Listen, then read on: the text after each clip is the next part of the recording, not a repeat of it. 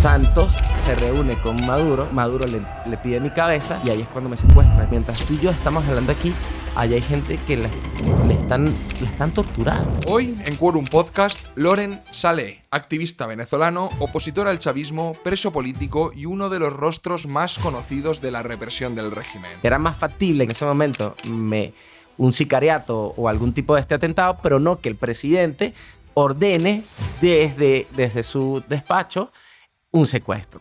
Cuando hablamos de presos políticos, no lo veamos como unos presos, veámoslos como unos rehenes de una organización criminal. No, es que no sabes si cerraste los ojos un minuto o 10 horas. Una persona que cuando tú estabas preso intentó ponerse en contacto con tu mamá para callarla. Una de esas personas es Zapatero. Explícame cómo fue eso. Cárcel, tortura, propaganda, oposición, exilio y el precio real de decir lo que piensas cuando el poder no perdona. Todos los que están aquí ahorita haciendo apología a la dictadura, vamos contra ustedes y tómalo como una amenaza si les da la gana. Bienvenido a Quorum Podcast. Muchísimas gracias por estar hoy aquí.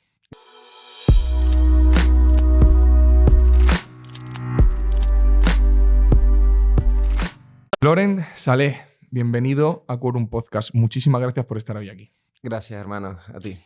Tengo muchas preguntas porque, bueno, eres un preso político venezolano. Has sido un preso político. Has estado en la cárcel. Has sido secuestrado. Han forzado que te exilies. Y con todo lo que está pasando, pues es increíble escuchar tu testimonio.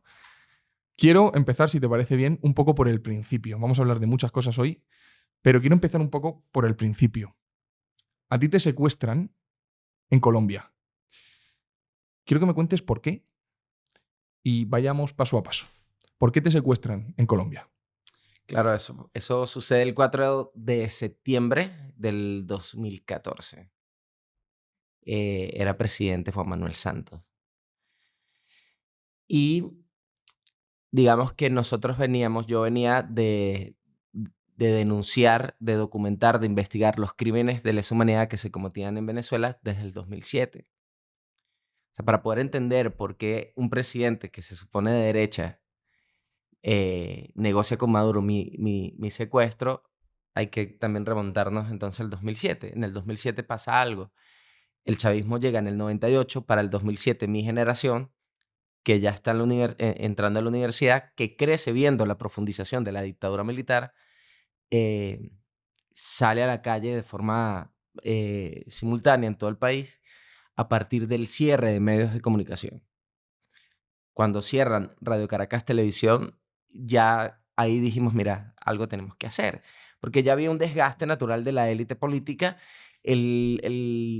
Chávez y todos sus militares van captando todos los espacios de la sociedad civil, ya está cerrando los medios de comunicación y lo que faltaba era la universidad. Salimos en el 2007, enfrentamos a Chávez y derrotamos a Chávez el 2 de diciembre del 2018. Pero a partir de ahí, cuando digo lo derrotamos, porque él quería hacer un cambio constitucional, quería transformar la Constitución para, entre otras cosas, reelegirse electoralmente. Él pierde esa consulta popular y eso nos convierte a nosotros en el principal objetivo de todo el aparato represivo. Y yo empiezo a investigar todas las desapariciones, todos los asesinatos, y eso me lleva a quiénes los ejecutan. Bueno, funcionarios militares y paramilitares. ¿Quiénes son? ¿Dónde se formaron? ¿Cómo trabajan? ¿Cuáles son sus métodos? ¿Hay patrones que se repiten? ¿No hay patrones que se repiten? Y eso me lleva a una conexión inevitable. Y es la conexión con la guerrilla colombiana y los carteles de droga. Ahí es donde empiezas a ver que esto es lo que hay detrás, ¿no? Claro, es lo que empezamos a ver que hay detrás, ¿no? Y qué está pasando dentro de las Fuerzas Armadas. Y empezamos, la primera gira internacional la hago en el 2008. 2008, estamos hablando. Chávez con toda su popularidad, con una chequera gigantesca que Venezuela, con más de 3 millones de barriles diarios, pasa de tener un barril a $8, $10, a más de 100. O sea, todo el excedente a partir de $8, porque el presupuesto nacional lo tenía para $8, todo ese excedente era un presupuesto que usaba a su discreción para su proyecto político, que fue exportar dictaduras. Eso, ¿qué pasa?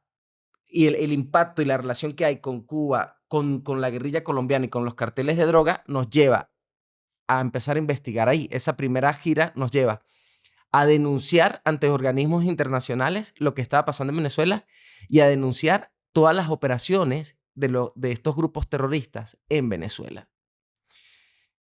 El Chávez, popularidad, toda la capacidad económica que tenía en su momento, el apogeo de la revolución bolivariana, Lula, Evo, Zelaya en Centroamérica, Correa en Ecuador, Irak, Afganistán, un escenario completamente adverso para la resistencia venezolana. Y nos daban la espalda, no nos querían escuchar. Todas esas investigaciones las fuimos acumulando. En el 2013 me instalo en Costa Rica y empiezo a trabajar con el expresidente de Costa Rica, Oscar Arias, para llevar el caso ante cortes internacionales. Y en enero del 2014 empiezan a matar estudiantes en Venezuela.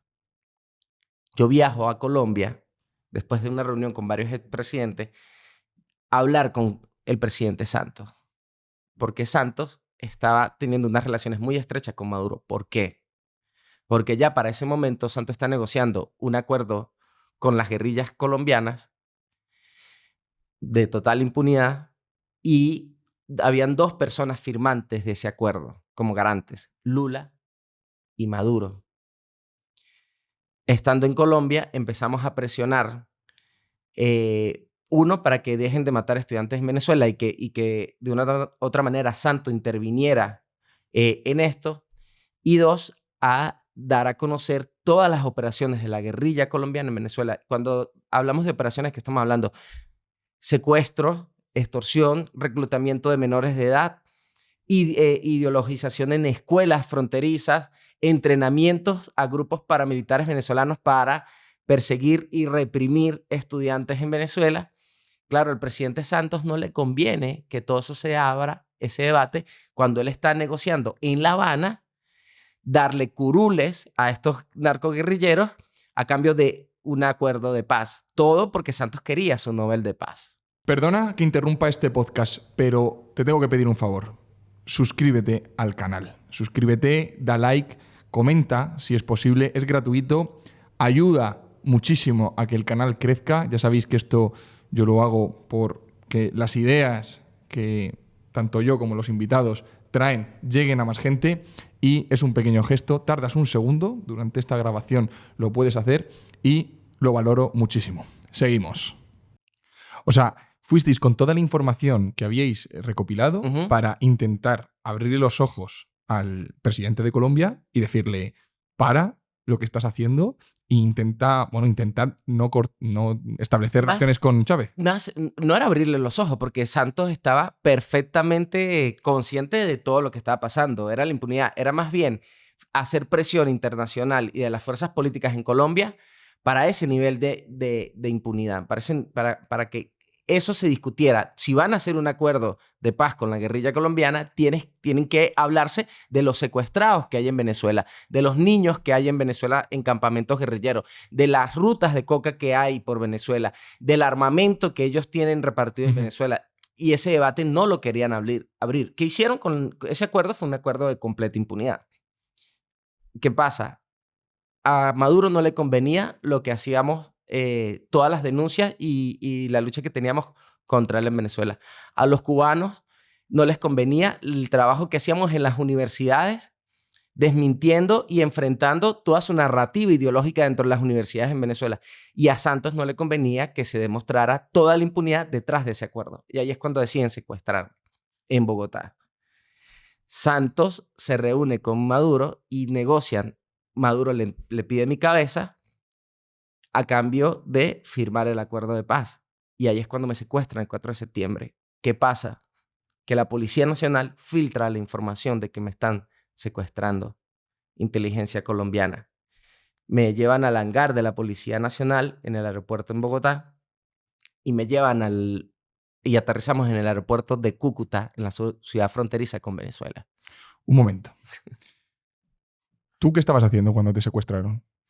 ¿Dónde estabas? En ese momento yo estaba estudiando una maestría en la Escuela Superior de Guerra, justamente porque, claro, el gran tema con Venezuela es que no estamos hablando de un gobierno de izquierda, estamos hablando de una estructura criminal. Y el gran asunto es cómo se desmonta una estructura criminal de este calibre que trafica con oro, que trafica con personas, que trafica con coca, que tiene todo el aparato y la industria petrolera, que tiene aviones, que tiene tanquetas. Y sobre todo tiene el silencio internacional. Y una red internacional absolutamente operativa y funcional. Okay. Entonces, claro, estoy trabajando en Colombia. ¿Cuáles son los planes para hacer todo ese desmontaje? Estamos llevando las denuncias a la Comisión Interamericana y en los organismos internacionales.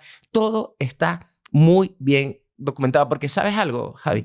Lo que no puede permitir nuestra generación cometer el error, la irresponsabilidad, el descuido que hicieron nuestros padres y nuestros abuelos. ¿Y qué es? Que en la historia los asesinos los conviertan en héroes. Como nos hemos tenido que calar a la imagen de un Che Guevara, que es un asesino, que es un impresentable, que es un criminal, que nos los tengan que vender como un héroe. Por eso, cada documentación que hacemos, desde el primer momento, de cada crimen que cometen, de cada acto de corrupción, de cada delito, es importante documentarlo, registrarlo y ponerlo en todos lados. Y eso era lo que veníamos haciendo. Y en Colombia lo estábamos haciendo. Santos se reelige como presidente, pero él siempre fue efectivo para el régimen de Venezuela porque el hermano de Juan Manuel Santos fue formado en La Habana, Cuba, a pesar de que Santos se supone que era un presidente de derecha. De derechas. Ok, entonces te encontrabas en Colombia organizando lo que iba a ser vuestros siguientes movimientos para intentar derrocar a Maduro y se planta la Policía Nacional Colombiana en tu casa. Me llegan a casa, sí. En tu casa. ¿Y cómo es a partir de ahí el proceso? Bueno, el 4 de septiembre, claro, mira, uno sabe a lo que se enfrenta y lo hablábamos antes de esto, nosotros, cuando se mete en este juego tan duro del poder y decides enfrentar el sistema, tienes que saber que la persecución, el secuestro, la desaparición, el chantaje, las traiciones, todo eso está servido en la mesa. Ya de una otra manera, desde el 2007 al 2014 te podrás imaginar todo lo que hemos vivido. Varias detenciones, varios secuestros. Sentirse perseguido, todos. Un montón de cosas. Ya había estado varias veces detenido en varios lugares del país. Ya me habían disparado, quemarropa, o sea, un montón de cosas. Para el 2014, en ese momento, había mucha tensión, pero la amenaza la estábamos esperando de otra dirección. Es decir, unas semanas antes, las guerrillas colombianas habían sacado un comunicado colocándome como objetivo de guerra y nosotros estábamos esperando en un atentado. Era más factible que estando en Colombia en ese momento un sicariato o algún tipo de este atentado para lo que estamos preparados, pero no que el presidente ordene desde su despacho un secuestro. Y en la mañana, cuando me asomo, ya a mí me habían cantado como dice, cantado la zona de que esto iba a pasar. Yo me tenía que haber ido de Colombia cuando Santos se reelige. Porque mientras él estaba en campaña electoral, yo podía denunciar durísimo y operar. Pero si él ganaba, me iba a pasar factura. Y había pasado las elecciones, yo me quedo esperando terminar de recabar una información. Y esa mañana, cuando despierto y abro la ventana de donde vivía, estaba rodeado de carros, de civil. Claro, en Bogotá nadie dura horas con el carro encendido, o sea, por el combustible. Automáticamente empiezo a destruir todo. ¿Por qué? Porque ellos lo que querían era llegar a mis fuentes y un defensor de derechos humanos tiene que... Su principal misión es proteger y cuidar sus fuentes. porque es lo que el sistema siempre va a querer. ¿Quién está luchando en la capa más orgánica contra el sistema? Entonces, claro, automáticamente empezar a destruir todo y tratar de avisar, ¿no? Pero llamo al jefe de la policía de la zona, que lo conocía, y le digo, mira, la casa está rodeada, ¿qué está pasando? Por favor, avísame. Y él busca información, le dicen que es una operación para una banda de robacasas. Cuando él me da esa información, yo, listo, Sospechas. ya vienen por mí, Claro. ¿sabes? O él me está mintiendo, o le está mintiendo a él porque sabe que él me va a decir. Claro, tú siempre tienes esa idea de que yo no soy un criminal, yo no me les voy a esconder, y si esa es la decisión, tú enfrentas tu pelea. Borro todo, rompo comunicación porque tienes que romperla. Salgo cuando yo iba a la Escuela Superior de Guerra y dije, bueno, tengo que llegar allá. Mi objetivo es llegar allá y allá me atrinchero. Trincherarte y a ver. Y ahí me atrinchero. Cojo un taxi, no me están siguiendo. Cuando el taxi va por Bogotá, va a agarrar un túnel para salir a la 100, antes, 300 metros de la escuela, cuando estamos llegando al túnel, se atraviesa. Claro, están de civil. Entonces, claro, yo estoy esperando, son los disparos. Uh-huh. El taxista se pone muy nervioso, se le apaga el carro, yo le empiezo a decir, bueno, arranca, y él se pone nervioso, va a arrancar, pero después se asusta, se le apaga, nos encañonan y me bajan. Claro, yo vengo de una lucha, una persecución. Mi reacción inmediata es estallar e irme contra él y empezarlo a golpear y decirle quién eres tú, tal, identifícate. No se quería quitar el casco. Y empiezo a jalarlo, a forcejear para salir. Esto está pasando dentro de un túnel, abajo, antes de salir a la 100. Yo empiezo a salir, como para salir corriendo del túnel, porque yo decía, aquí tengo dos cosas. La embajada de Chile o la escuela, pero la escuela me quedaba más lejos, ¿no? Y uno cuando está en esto, uno está siempre pensando todo, ¿no? Y el cerebro te funciona, claro, pura supervivencia te funciona. Estás siempre en supervivencia. Uno está llegando aquí y está viendo quién te vio, no, quién está en la esquina, quién está abajo, quién nos miró, quién se acercó, quién escuchó. Entonces, claro, cuando voy a salir, ya estaba tomada toda la avenida. O sea, pero muchos funcionarios, muchos funcionarios. ¿Todos de civil? ¿O ahí no, ahí ya habían policías y trancan todo eso y me montan en unas patrullas. Se llega la información a la Escuela Superior de Guerra. Mis compañeros tratan de llegar, pero hacen un cerco y le dicen que me van a llevar a la Comandancia General de la Policía. Pero no, a mí me sacan para un hangar de la Policía Nacional. Entonces, claro, en el camino tú estás hablando y yo les reclamaba porque yo les decía, oye, yo llevo los casos, o sea, ellos me conocían. ¿Por qué? Porque en Colombia pasaba algo y mucho cuidado con esto, esto es importante. En Colombia se le hace una guerra a las Fuerzas Armadas.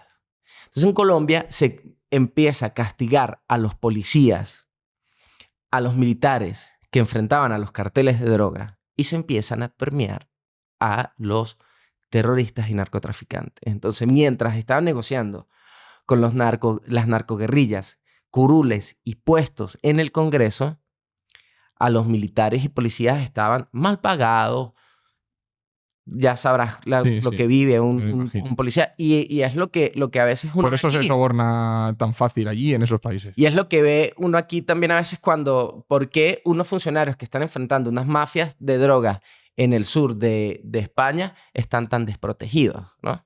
Entonces, claro, ellos sabían, yo les decía, pero si ustedes conocen nuestro trabajo, nosotros... De hecho, yo trabajaba con Colombia Herida, que era una fundación que ayudábamos a los familiares de los policías muertos en la lucha contra el narcotráfico, contra la guerrilla, en las personas que quedaban mutiladas o muy mal heridas por luchar contra las narcoguerrillas. Y ellos no me respondían. Llegamos al hangar y ahí me hacen un túnel directo al avión de funcionarios y claro, fue un momento muy duro porque ahí ya cuando yo veo que estoy llegando al aeropuerto, estos hijoputas me van a entregar. ¿sabes? Y es game over. Te subes al avión y aterrizas ya en Venezuela. En Cúcuta, todavía dentro de Colombia. Todavía dentro de Claro, tú no sabes nunca dónde te van a llevar, porque nunca te van a hablar claro. Y tú estás diciendo, no puedo creer que estos tipos realmente me van a entregar, ¿sabes? Era más factible que me mataran, ¿sabes? Pero estos tipos me van a entregar. Y ya tú estás preparándote para regresar ahí, ¿sabes? Si estos me están, me están sacando desde acá, es decir, no es para darme una palmadita, ¿no? Y voy en el avión, todavía no sé a dónde, y finalmente ya empiezo a ver la zona montañosa, que es donde aterrizamos, en Cúcuta. ¿Qué pasa? Policías filtran la información y avisan, van a aterrizar en el aeropuerto tal. Eso hizo que compañeros se movilizaran y ese video está en internet. Me llevan hasta la mitad del puente Simón Bolívar y en la mitad del puente quitan toda la electricidad de la zona y en la mitad estaba el SEBIN esperándome. ¿Qué es el SEBIN, perdón? El Servicio Bolivariano de Inteligencia Nacional. Estaba en toda la mitad del puente con sus camionetas y llega Inteligencia Colombiana conmigo en el puente. Pero como habían filtrado la información, mis compañeros se logran llegar al puente. Y es cuando graban el momento cuando me están sacando. No Lo sé he si visto. tú ya viste ese video. Detrás de un coche que te están sacando. Me de están allí. sacando. Claro, me llevan como un terrorista esposado. Totalmente. Pies, Pareces un manos, criminal. chaleco y claro, hermano, estoy llegando. Me están entregando a los tipos que ya me habían torturado antes. Y claro, ahí logro gritar, es santo, está negociando. Yo tenía un bolso con unos documentos. No sé si en el video se logra ver que yo, claro, lo intento lanzar para que lo rescate mis compañeros, pero se lo quitan porque, claro, ellos quieren eso. Sí, sí. Y ahí es cuando me agarran y, claro, la primera frase es cuando abren que me dicen bienvenido, ¿no? Bienvenido a Venezuela, riéndose, estos matones, los que mataron a nuestros hermanos todo este tiempo. Claro, y de ahí ya me montan en esas patrullas. Ese video que graban, el que tú viste, es el que les rompe los planes a ellos. ¿Por qué? Porque el plan era desaparecerme. Pero ahora hay un video que muestra que Santos es responsable. Y ahí es cuando cambian todos los planes y ahora me convierto en una papa caliente. Porque ya no es Maduro el responsable si me matan, es Santos. Y ahí es cuando después me llevan y me encierran en la tumba. Bien. Ya vas para Venezuela y entiendo que directamente te meten en la cárcel, en la tumba. Explica un poquito exactamente de qué se trata la tumba. Porque estamos acostumbrados a escuchar el otro centro de detención de Venezuela, no me sale ahora el nombre. El Helicoide. El Helicoide. Pero ¿qué es la tumba? Bueno, en Venezuela hay varios organismos o brazos de represión. El más importante y el que siempre ha sido el principal es el SEBIN. El SEBIN es Servicio Bolivariano de Inteligencia Nacional. Matones, absolutamente. Ellos tienen dos bases principales. El Helicoide, que es esta gran estructura de concreto, ¿no? Como un caracol, que es uno de los centros de tortura más emblemáticos hoy en el mundo. Y está otro que es donde queda la Comandancia General del Servicio de Inteligencia, que queda en Plaza Venezuela. Eso es como que aquí quede en... Gran Vía. En Cibeles. Gran Vía. Ese es un edificio muy moderno y debajo de ese edificio, varios sótanos, hay un centro de tortura que justo pasa debajo del metro de Caracas. Como si estuviera un laboratorio con 7 celdas debajo del metro de Madrid. Ahí hay 7 celdas, cada una con cámaras dentro, pequeñas, 3x2. Una no tiene cámara. De las 7, una no tiene cámara. Entenderás por qué no tiene esa cámara. Y es un lugar completamente aislado. Es un centro de tortura que ellos tienen ahí especial.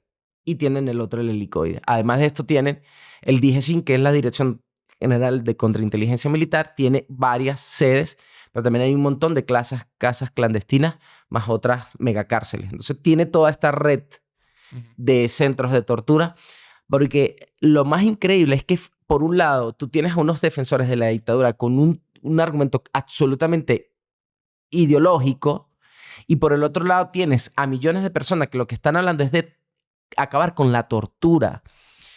Se dice fácil la palabra tortura, hermano. Pero estamos hablando que mientras tú y yo estamos hablando aquí, allá hay gente que la están torturando, hermano. La están torturando. O sea, no hace 50 años. Eso está pasando ahora. Y es lo que yo les digo.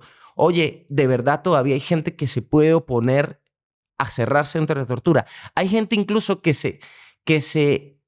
no puede entender que nos ilusionemos con la posibilidad de que se cierren los centros de tortura. Porque ese lugar donde yo estuve 2 años ahí en la tumba y luego 2 años en el helicoide, esas celdas hoy están vacías. No lo están.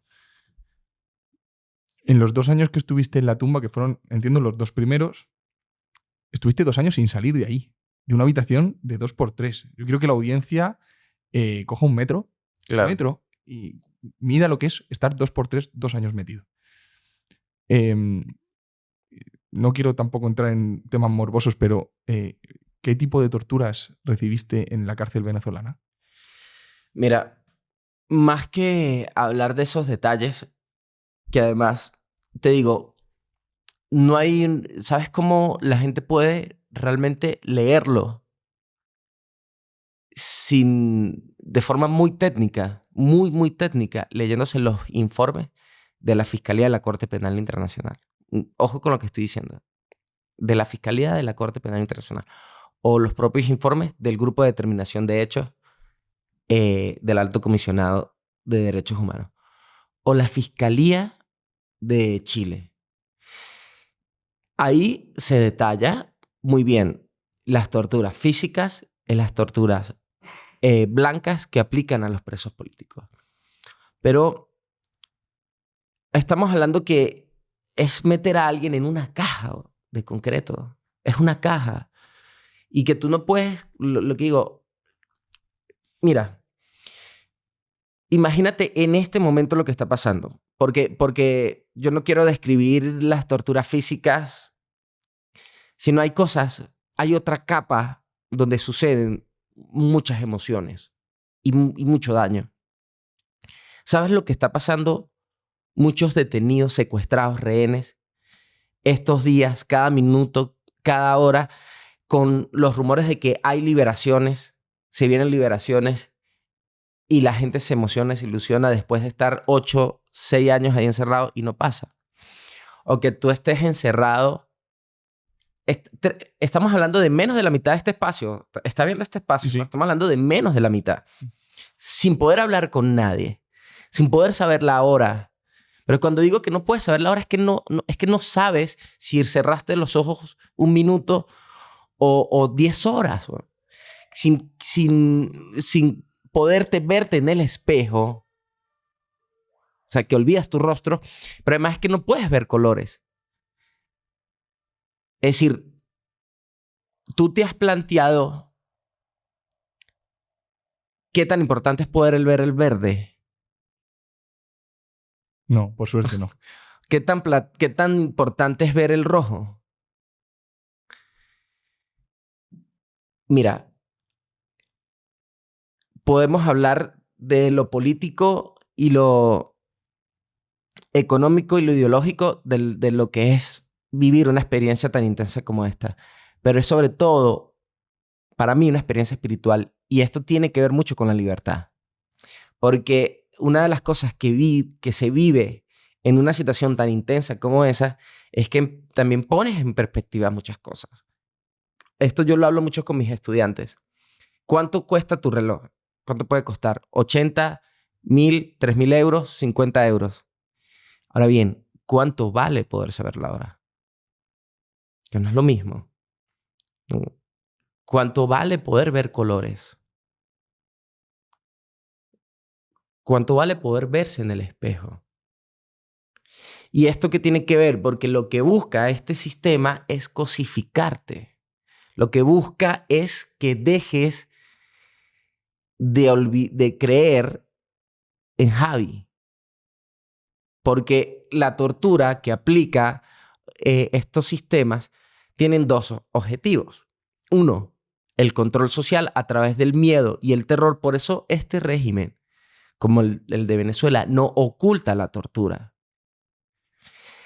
En Plaza Venezuela, donde a mí me tenían, que estamos hablando, ubíquense en Gran Vía, en un edificio, en el piso 7, contrainteligencia del SEBIN. Torturaron a Fernando Albán una semana antes de mi liberación en el 2008, octubre del 2008, y lo lanzaron por una ventana y cayó en la calle. ¿Por qué hacen eso? Porque la tortura tiene esa función que es aterrorizar a la población y no es la violencia directamente, sino la posibilidad de la violencia lo que te inmoviliza. Y el otro objetivo es cosificar a quienes están enfrentando el sistema y sacarlo de su causa, de su lucha. Y tu forma de resistir a ese sistema es: ¿quién soy yo? Yo soy Javi, yo estoy aquí, yo me enfrenté porque este sistema es esto, yo creo en esto y estos hicieron esto, han hecho esto, han hecho esto. Entonces, claro, esos 2 años, por ejemplo, en la tumba, en un lugar como eso, tú no estás luchando contra personas. Tú estás luchando contra una luz blanca intensa, contra ruidos, contra temperaturas, contra el silencio, contra la soledad. Contra ti mismo. Contra ti mismo. Contra ti mismo, porque ya da igual si tienes los ojos abiertos, tienes los ojos cerrados, si estás vivo o estás despierto. Por eso terminas golpeándote para poder ver sangre, porque la sangre es que estás vivo y es algo distinto al blanco y negro. O sea, a esos son los niveles de lo que estamos hablando. Y frente a eso todavía hay gente, Javi, que se opone a la liberación de presos políticos. ¿Ah? Se te pone la piel de... Y podríamos aquí hablar horas y horas y horas. Hermano, hace 2 días murió un preso político. ¿Y sabes qué es lo peor del caso? Que esa persona que murió, seguramente ya le había llegado un rumor de que lo iban a liberar. Y su esposa y sus hijos estaban afuera durante horas esperando que le liberaran a su familiar. Y aquí hay gente tan mala que se opone a eso. Y dime tú, ¿cómo Carrizo no quiere que haya gente que ha vivido ese sistema y que cuando ve un defensor de algo como esto, no le preocupe y diga, wow, si ustedes no están pilas, esta gente toma el poder y van a implantar eso así? Porque si algo está siendo honesto hoy, esta izquierda es en sus aspiraciones políticas y su forma de ver al individuo. Porque cuando hacen defensa de este sistema que estamos describiendo y que es mucho peor de lo que pudiéramos alcanzar a hablar aquí, esta gente cree y es lo que quiere implementar en cualquier momento que tenga poder. Uf. Fíjate, te iba a hacer varias preguntas, pero voy a entrar en eso. O sea, ¿cómo interpretas tú que, te voy a hablar de España, haya gente, ya no solo gente mal informada, gente que no se entera de nada y está totalmente comida por la ideología y por el discurso único que escuchan desde sus tertulianos de referencia? Te estoy hablando de esa gente. O sea, ¿cómo interpretas tú que haya miembros del gobierno, que haya satélites alrededor del gobierno, periodistas, tertulianos, que te estén llamando fascista a ti, cuando en su puñetera vida han hecho una crítica seria, fundamentada y con la fuerza que se merece hacia los que te han hecho eso? Yo no sé si podría aguantar, sinceramente, 4 años en una cárcel como la que has estado tú. Pero tampoco sé si podría aguantar estar tan tranquilo viendo esto. Es que me darían ganas Claro. de cogerlos por el cuello. Claro. ¿Cómo interpretas tú esto que está pasando aquí? Es agotador. O sea, yo ayer estaba en un noticiero cansado. Y dice, mira, han pasado tantos años. Es tan evidente. Imagínate que no hubiésemos documentado nada. ¿Mm? Que no hubiésemos documentado. Gracias Ya tu a Dios. palabra contra la suya. Exacto, gracias a Dios todo está documentado porque en Colombia le ganamos el Congreso. Mira, en Colombia los tribunales colombianos condenaron al gobierno de Juan Manuel Santos por mi secuestro. En Estados Unidos hemos ganado demanda. En la Corte Penal hay una acusación por la Fiscalía. En Chile, aquí todo está muy bien documentado y hemos ganado los juicios y los seguiremos ganando. Pero pese a eso, tienes que una y otra vez sacar la herida, abrirla. Por eso no las terminamos de coser. Totalmente. No las terminamos de coser porque hay que abrirla y mostrar la sangre. Tú estás viendo el hueso. Esto estás viendo. Todavía me vas a negar. Y hay varias cosas que podemos hablar a partir de eso. Y eso es que hay dirigentes políticos y periodistas e intelectuales que defienden algo tan cruel y tan enfermo como el régimen en Venezuela. Creo que una de las cosas, yo se los digo, aquí hay una intelectualidad, mal llamada intelectualidad, muy eurocéntrica, muy colonial y muy arrogante, ¿sí? Que creen que desde su comodidad burocrática, pro sistema, pro status quo permanente, pueden venir a imponer sus lógicas al resto del mundo, al punto de decirle a una víctima que está equivocada. Hay un sesgo antinorteamericano muy fuerte, muy fuerte en Europa que les nubla su visión hacia Latinoamérica. Y hay una arrogancia que, aunque sabiendo que el modelo de Cuba es un modelo desgraciado, fracasado, inhumano, no son capaces de reconocer, decir, nos equivocamos. Es que justo es eso, porque es acojonante cómo pueden estar llenándose la boca del derecho internacional cuando lleva vulnerándose el derecho internacional en Cuba, en Venezuela, décadas. ¿Cómo tienes los cojones de salir a decir que si ha incumplido la ley cuando hay personas torturadas por sus ideas políticas en las cárceles de allí? ¿Cómo puedes tener el valor, la caradura de hacer eso?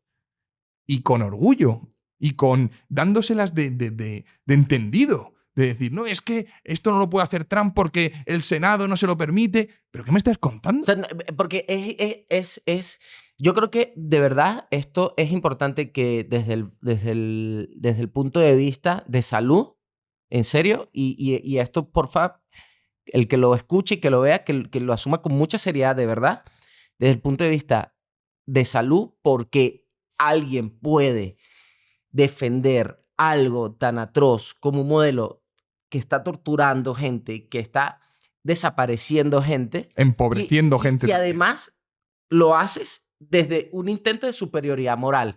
Eso es completamente peligroso. O sea, eso da miedo. Eso da miedo porque aquí una de las cosas que se le olvida a la gente es que el hambre es un instrumento de control político, de control social. Es lo que han hecho en Cuba, es lo que hacen en Nicaragua, es lo que hacen en Venezuela. Es lo que llevan haciendo los tiranos toda la vida. Toda la vida. Desde que se conoce historia, se sabe que el hambre ha sido una forma de control del pueblo.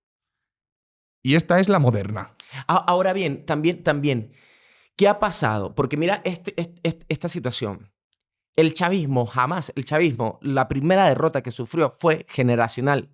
Porque ellos nunca pudieron ganar hasta el sol de hoy. Jamás.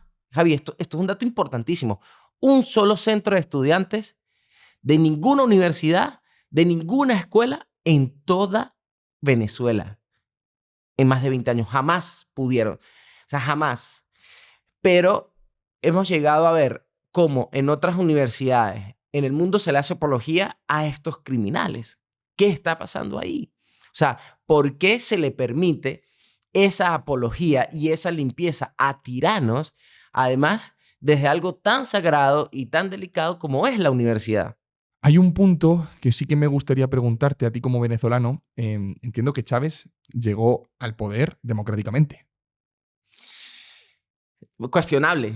Cuestionable porque fíjate, primero, o sea, imagínate un escenario comorista, ¿cierto? Hay un bipartidismo con una sensación de agotamiento muy fuerte, escándalos de corrupción, ya no escándalos, la normalización de la corrupción y más, y de repente resulta que en la Guardia Civil empieza a gestarse un movimiento.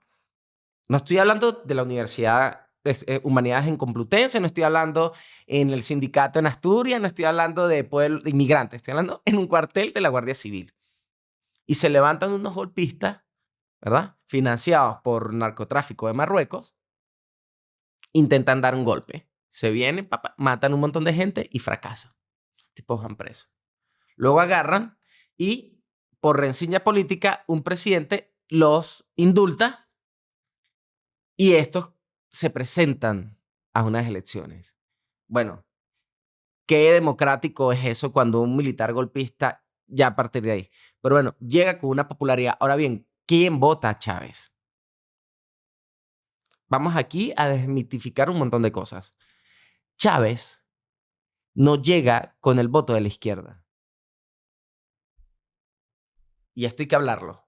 ¿A qué voy? Primero, porque en Venezuela no funcionaba esa lógica de izquierda o derecha. ¿Por qué llega Chávez al poder? ¿Qué vota? ¿Qué aspira la gente? La gente que ve un militar patriota que habla claro, que le habla a la gente, que va a acabar con la corrupción, que va a poner mano dura, y lo conectaban con ciertas añoranzas de el Marcos Pérez Jiménez de esa época, que fue un dictador años atrás. Entonces la gente vota no por un proyecto socialista, no vota por un proyecto revolucionario, porque ese no era el discurso. De hecho, Chávez, y lo puedes buscar, dice textualmente y repite: yo no soy socialista, yo no soy socialista, y habla que va a defender la propiedad privada, etc. Totalmente. ¿Cierto? Esos famosos discursos en los que hablaba de que parecía un capitalista de pro. Completamente. Y por eso la élite está con él, en los bancos, los medios de comunicación. Entonces, claro, ahí pasa algo. Llega al poder y una vez estando al poder con ese voto, ¿no? Decide instalar su propia élite económica. ¿Qué pasa? Cuando hay un choque y la gente se le revela en el primer momento, en el 2002, ahí es cuando Chávez se arropa por completo con los Castro. Esto no quiere decir, ojo con esto, que esto no era un proyecto ya montado y que esto no lo venía trabajando Cuba hace tiempo. ¿Qué pasa? Cuba siempre ha sido el gran laboratorio de desestabilización, no de América Latina, de Occidente. Ojo. Porque donde los mayores revoltosos y defensores de la tiranía aquí en España, ¿dónde se han formado? ¿Por dónde han pasado? ¿Por qué escuela? Por La Habana. Todos lo hemos visto allá, tomándose foticos allá y disfrutando de la dictadura. Pero ¿qué pasa? Ellos intentaron siempre irse de forma directa a través de las guerrillas en Venezuela y eran derrotadas, porque en Venezuela hay algo que es Simón Bolívar. Y la figura de Simón Bolívar es todo menos socialista. Y se enfrentaban contra ese muro que era la imagen de Bolívar y las Fuerzas Armadas venezolanas, que no eran socialistas. Porque Simón Bolívar, bueno, era un aristócrata de Caracas, un hijo de español. Y en la izquierda se fue dando golpes durante años contra ese muro. Y ahí es cuando dicen: no podemos. Tenemos que mitificarlo, hacerlo nuestro y hacernos una figura. Y ahí es cuando paren algo jalado por los pelos, que es el socialismo bolivariano. Marx y Bolívar no tienen nada que ver, que de hecho Marx critica y le llama dictador a Bolívar. Pero ellos entienden el poder, porque el fin último de estos tipos es tener el poder para vivir como reyes. No tienen ideología. No tienen ideología. Tienen aspiraciones y pocos escrúpulos. Entonces, claro, ahí es cuando meten y desde las Fuerzas Armadas gestionan esto. Entonces, hasta que en el 98 Chávez llega al poder, y una vez estando en el poder es cuando empieza a desmontar y a desenmascarar realmente sus intenciones. Eso coincide con la guerra de Irak y Afganistán. Entonces, claro, la gente tarda en descubrir eso, porque una cosa es ser opositor ahorita, pero ser opositor en esa época, en el 2007, sí es verdad que había barrios y zonas populares donde cada cuadra, cada metro en esa calle había que lucharla y explicarle a la gente, ojo con esto, mira lo que está pasando con el Poder Judicial, mira lo que está pasando con el poder Electoral, mira lo que está pasando con la Fiscalía, las expropiaciones, el impacto de las expropiaciones, el impacto de la destrucción del aparato productivo. Todas esas fueron un montón de cosas que nosotros, estando en la universidad, era lo que veíamos en la universidad versus las decisiones que se estaban tomando. Entonces, claro, siempre hubo un proyecto completamente totalitario, no desde el 98, desde el 92, cuando dan el golpe de Estado. Por eso yo le digo a la gente, imagínense que la Guardia Civil hubiese gestado ese proyecto desde Eso es un buen ejemplo. Loren, vamos a retomar la historia. Un día, entiendo, estando en el helicoide, sin tú saber muy bien por qué, supongo, te sacan libre. Sales de la cárcel. ¿Por qué crees que te sacaron de la cárcel? ¿Cuál es el trasfondo que hay ahí? Habían pasado varias cosas. Estamos en octubre del 2018. En el 2018, a principio de año, logramos un motín dentro del helicoide. Tortura muy fuerte a un compañero. Nosotros, cuando a mí me pasa en el helicoide, intentamos varias veces hacer un motín, es decir, tomar el control internamente para poder comunicarnos con el exterior. Fracasó. Finalmente se logra a partir de una chispa que fue la tortura a un compañero y logramos tomar el control del helicoide. Esos videos están públicos, están en internet y empezamos a mostrar, comunicándonos con los teléfonos de los propios custodios que estaban allá adentro, todo lo que pasaba ahí. Los calabozos de tortura, las herramientas que usaban para torturarnos, gente que tenía ahí años y que nadie sabía que estaban ahí detenidos. Y empezamos a transmitir todo lo que se vivía allá adentro. Desde afuera, bueno, llegó el ejército y empezaron a hostigarnos, dispararnos y aguantamos. Eso logra la liberación de todos mis compañeros. Pero me dejan a mí ahí, detenido. ¿Qué pasa a partir de eso? Claro, se genera mucha más presión por mi caso. La Unión Europea presiona muchísimo. Varios gobiernos, el Vaticano, empiezan a presionar. Y en octubre pasa algo, el asesinato de Fernando Albán. Y Zapatero estaba operando junto a otros lobistas del régimen aquí en Europa para levantar las sanciones a los funcionarios responsables de crímenes de lesa humanidad en Venezuela. Vamos a explicar esto porque esto es importante y medular. Las sanciones. Que Trump tenga que actuar como está actuando es solo la consecuencia de un modelo internacional de justicia y de protección de derechos humanos caduco, inservible, fracasado. Porque esa operación que está haciendo Trump es lo que ha debido haber hecho la comunidad internacional en sus no como abstracción, sino en sus estructuras y mecanismos de protección de derechos humanos. ¿Qué pasa? No tenemos justicia porque en Venezuela no funciona justicia. Esa documentación, esas pruebas de que torturaron, de que asesinaron, de que desaparecieron, las usamos, la hemos tenido que usar para que en Europa, por ejemplo, pedir que se sancione a los generales que torturan gente. ¿Para qué? Para que no puedan comprar impunemente sus penthouse aquí en Salamanca ni lavar dinero como sea. Esas sanciones, entre esos sancionados está Delcy Rodríguez. Una de las cosas que ha hecho Zapatero es abogar por estos criminales, por estos asesinos, para que le levanten sus sanciones en la Unión Europea. No lo puede hacer en Estados Unidos, pero su campo de operaciones es en la Unión Europea. Entonces, una de las cosas que buscan cuando hablamos de presos políticos, no lo veamos como unos presos, veámoslos como unos rehenes de una organización criminal y que sirven también para intercambiar. Yo te doy esto yo te entrego a Loren Saleh, Unión Europea, porque es un premio Sájaro, pero tú me tienes que levantar las sanciones a Delcy Rodríguez y a fulano y a sutano. Entonces, claro, están montados en la operación de quitarle las sanciones a los Rodríguez y a varios, porque desde ese entonces se viene cocinando la entrega de Maduro por parte de ellos mismos. Ojo. Ojo con Muy eso. interesante lo que estás hablando del concepto que yo no tenía del preso político como rehén y como moneda de intercambio para conseguir cosas en el país. Es tan turbio que cuesta entenderlo. Porque salgamos. Yo sé que es difícil este proceso intelectual.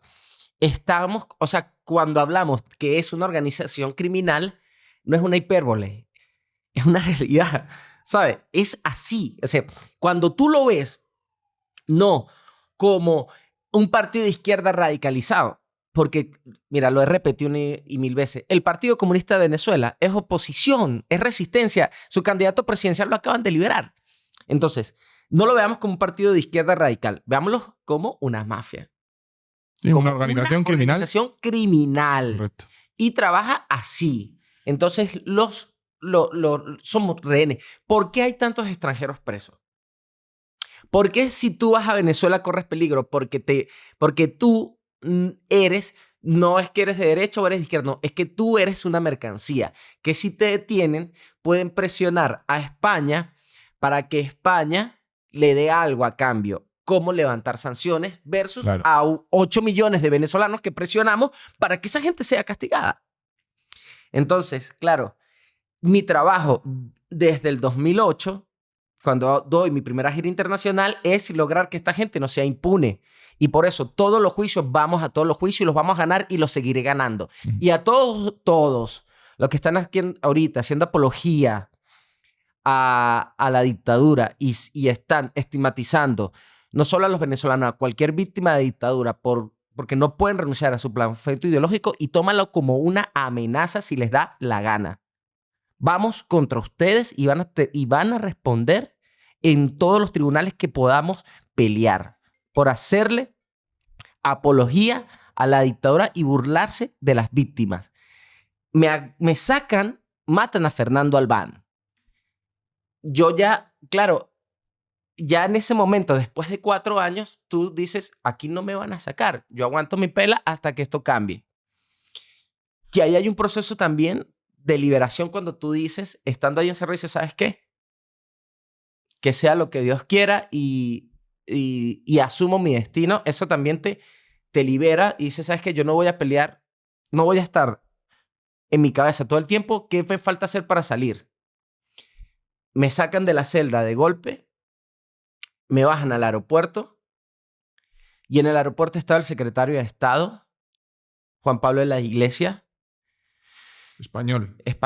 Secretario de Estado español. Era Borrell, ministro de Exteriores. Correcto. Jesús Silva, embajador. Eso fue al principio del mandato de Sánchez. Sánchez llevaría muy poquito, 3 o 4 meses. Recién, una cosa así. 12 de octubre, justamente. Sí.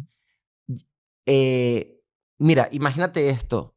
Estamos hablando que tenía más de 4 años. Todos mis compañeros habían sido liberados. Yo venía castigado del motín. O sea, sin visitas, a la situación muy extrema, que fue como empezar desde cero. La última visita que yo tengo es de un padre, un cura, amigo mío, que me tenía 2 noticias. Es mi amigo y era el que podía entrar la mayoría de veces a verme. Me dice, traigo 2 noticias. Ya me había llegado el rumor de que habían matado a Fernando Albán, que era amigo. Me dice, una, le dijeron que el Vaticano, respondieron hoy al Papa, que no te van a liberar. Era como ya lo último jugada que teníamos. Y me acaban de nombrar superior y me voy a Roma, ¿no? Así que te quedas solo, pues. Tuve un quiebre emocional muy fuerte esos días. Y de repente me llevan, mira, Loren, vístete que quieren hablar contigo. Cuando voy bajando, sí me dice el custodio, me dice, oye, no te olvides de mí. Claro, yo estoy pensando, ¿me van a mover? O sea, ¿me van a llevar de nuevo a la tumba? ¿O qué van a hacer conmigo? Yo tengo en mi cabeza que acaban de matar a un compañero. Y ahí es cuando me dice que va a empezar un proceso nuevo, pero nunca te hablan claro. Estoy pensando que me llevan de nuevo a la tumba, o quién sabe a dónde, y es cuando me bajan al aeropuerto. Mira el nivel de impunidad o sea, mira cómo esta gente actúa. Desocuparon el aeropuerto internacional de Maiquetía. Imagínate que agarren Barajas y desocupen la mitad del aeropuerto.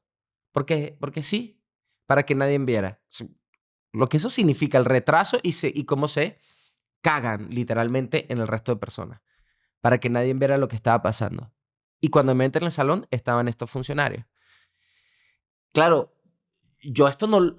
O sea, yo estoy viendo una película que no la termino de entender. Si que de verdad está pasando eso. Y ahí es cuando, claro, me agarra el embajador y empieza a llorar y hay un forcejeo ahí con los funcionarios, tal. Sí. Claro, porque me abren el salón, ellos me ven, empiezan a llorar. Yo no sabía quiénes eran. Todas estas, claro, yo veo son unos tipos ahí, 12 de octubre. Y yo no sé quiénes son. Estamos en un salón y ellos se ponen a llorar y salen a abrazarme y yo los abrazo, pero y es cuando me dicen, hijo, tranquilo, te vienes a casa con nosotros. Me dicen. Entonces, claro, los funcionarios empiezan a tomar fotos y el propio embajador Jesús Silva empieza a forcejear con ellos como que ya, o sea, como basta ya. Y ahí es cuando me dicen los funcionarios, mira, te vas, estás, ¿sabes? España ha pedido tu liberación, la Unión Europea tiene tiempo exigiendo tu liberación, te vas, tal. Y de hecho, el último mensaje que me da, o sea, me dicen dos cosas interesantes. Cuando me ponen el teléfono a el que era director del SEBIN, que es un hombre de Diosdado, que por cierto, Diosdado la puso como jefe de guardia de honor, cuidando a Delcy, me dice, Loren, que nadie, escucha estas palabras, que nadie te cobre tu libertad. Esto solo se lo debes a tu mamá. Y la otra palabra, que fue la última, me dice uno de los funcionarios, nunca cambies. Ahora bien, imagínate, eso me lo está diciendo la gente que me tuvo 4 años sin poder ver el sol, güey. O sea, por eso es que estos son realidades que no son blanco y negro. Todo lo que te puedo contar, porque al final no estás luchando con robots, son unos humanos. ¿Tú crees que los que te torturaban en las cárceles lo hacían contra su voluntad? No, mira, ahí hay muchas cosas dentro de la tortura. Porque te explico algo. Recuerda, foco, es una estructura criminal. Mucha de la tortura no es una orden política. Mi perfil, evidentemente, sí. Pero ¿a qué voy? En este momento, si alguien cuando va por la calle, un policía o un paramilitar de ellos, tú llegaste a ver la cantidad de videos de ellos poniendo a gente armada. Obviamente no era para dispararle un helicóptero gringo, es para amedrentar a la gente. Cualquiera de estas personas te puede parar a la calle y pedirte el celular. Te voy a contar la historia que le acaba de pasar al hermano de una amiga. Hace día y medio. Va por la calle, se está pasando ahorita. Lo paran, le quitan el teléfono para revisar que tiene. Él ya había desinstalado WhatsApp. Le hacen bajar de nuevo WhatsApp y por el meme en contra de Maduro, la foto de Maduro esposado. Lo detienen, lo extorsionan, le caen a golpe. ¿Sabes cuánto le quitaron a la familia? $10,000. Es una estructura criminal. ¿Cómo haces para mantener la lealtad y la cohesión de ese sistema tan eficientemente? Porque es eficiente, porque estamos hablando de un sistema con el 90% de rechazo, pero los tipos están ahí monolíticos.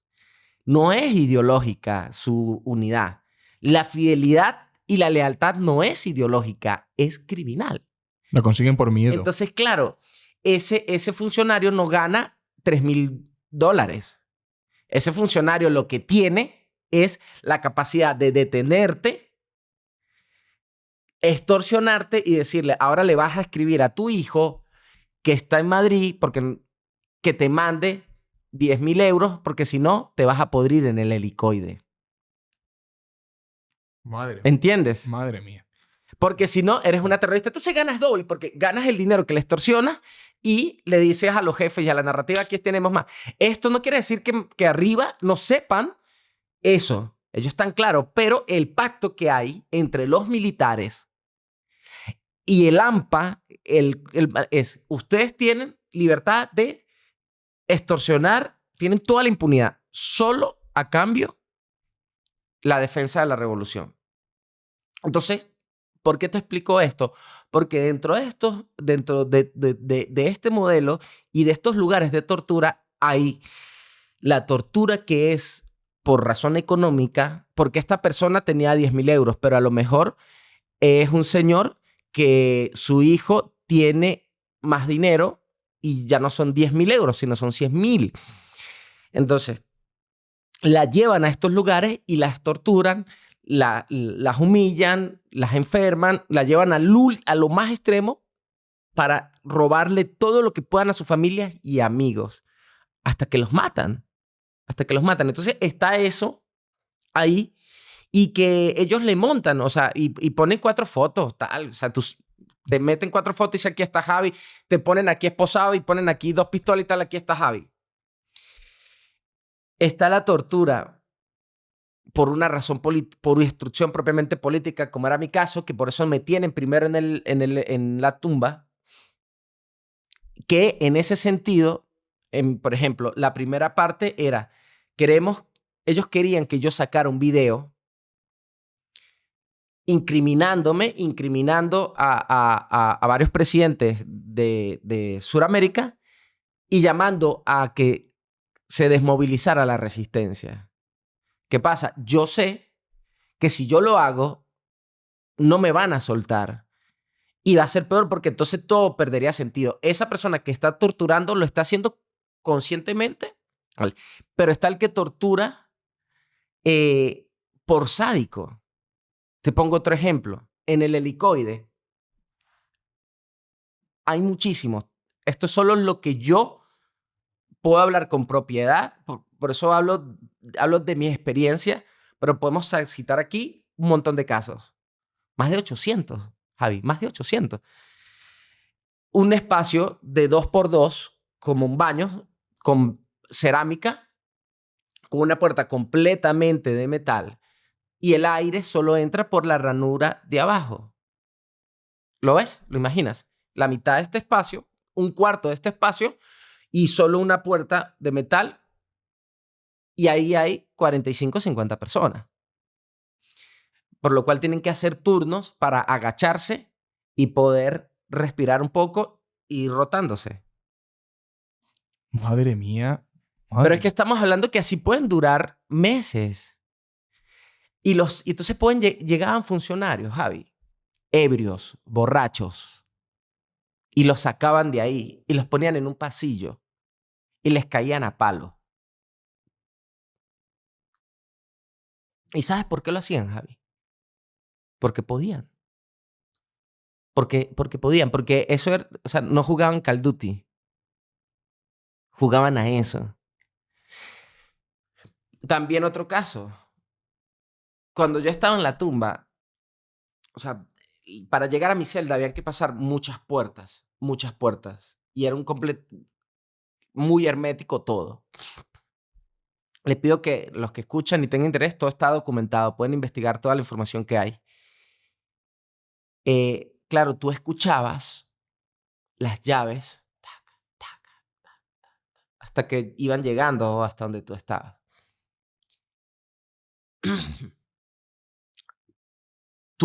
Yo aprendía a reconocer, primero, porque claro, los que estaban ahí conmigo están cosificados también. Ellos están entrenados para no conectar contigo y tu trabajo ahí es verlos a los ojos y hacerlos que ellos te vean a los ojos y romper con esa cosificación y llegar a ellos. Es un trabajo psicológico y ahí tú le revientas porque tú ya empiezas, cuando te reconocen, ya ahí empieza otra relación con el torturador. Pero claro, ellos te van a evitar ver. Entonces tú empiezas a reconocer, claro, te estoy hablando de 2 años. Según cuál paso, quién es el que viene. Que además no le sabes los nombres porque cambian los nombres. Pero además, ya no solo sabes quién viene, sino en qué actitud viene. Y cuando venían asustados, que venían nerviosos, eran cuando iban los fiscales del Ministerio Público. Te explico por qué.